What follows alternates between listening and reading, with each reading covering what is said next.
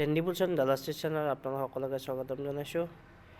ভিডিঅ'ত আমি আজিৰ দিনটো প্ৰেডিকশ্যন লগাবলৈ যত্ন কৰিম।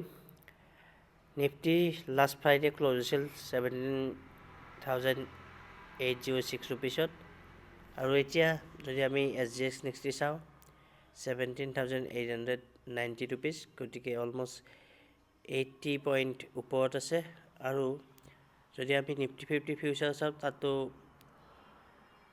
অলমষ্ট 100 পইণ্ট ওপৰত ট্ৰেড হৈ আছে।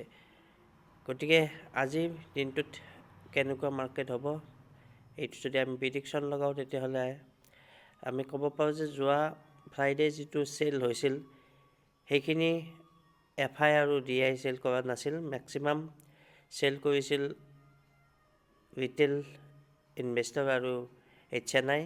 গতিকে ৰিটেইল আৰু HNI এটা পেনিক চিটুৱেশ্যন হোৱাৰ বাবে যিবোৰে অলৰেডি প্ৰফিটত আছিল তেখেতসকলে চেল কৰিছিল।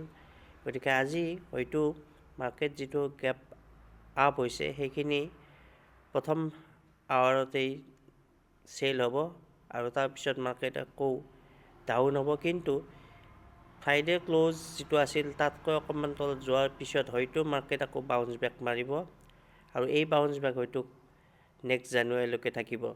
গতিকে আশা কৰিছোঁ আপোনালোকে প্ৰথমতে যদি কোনোবাই চেল কৰিব বিচাৰে তাত নজৰ দিব পাৰে, কিন্তু পিছত অকণমান চেল কৰাটো ৰিস্ক হৈ যায়। গতিকে পিছত শ্বৰ্ট কৰা হয়তো আপোনালোকে টাইম নাপাব। লাষ্ট 2 days অলৰেডি শ্বৰ্টিং টাইম আছিল, যিসকলে শ্বৰ্ট কৰি পইচা ল'লে অলৰেডি পইচা ইনকাম কৰিলে, কিন্তু আজি হয়তো তেনেকুৱা সুবিধা নাপাব পাৰে। কিন্তু ইণ্টাৰডেত যদি আজি প্ৰথমতে আপোনালোকে গম পায় যে মাৰ্কেট গেপ আপ যিটো হৈছে তাৰ সেইখিনি ডাউন হ'ব, তাত চেল কৰিব পাৰে আৰু অকণমান চাই ল'ব, ষ্টপ লছ লগাব নিশ্চয়। আৰু যদি সেইখিনিও নহয় তেতিয়াহ'লেতো অলৰেডি বাউন্স কৰিবই, কাৰণ ক'ভিড অনলি ৰিজন নহয়, ক'ভিড আগতেও আহিছিল আৰু বহুতবাৰ অলৰেডি মাৰ্কেট আপ ডাউন কৰিলে।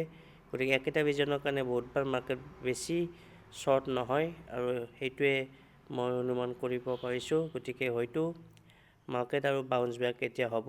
গতিকে মাৰ্কেটত আপোনালোকে ভালদৰে নজৰ কৰিব।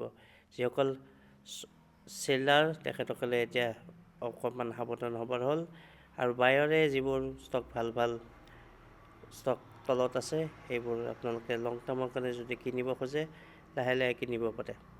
ধন্যবাদ।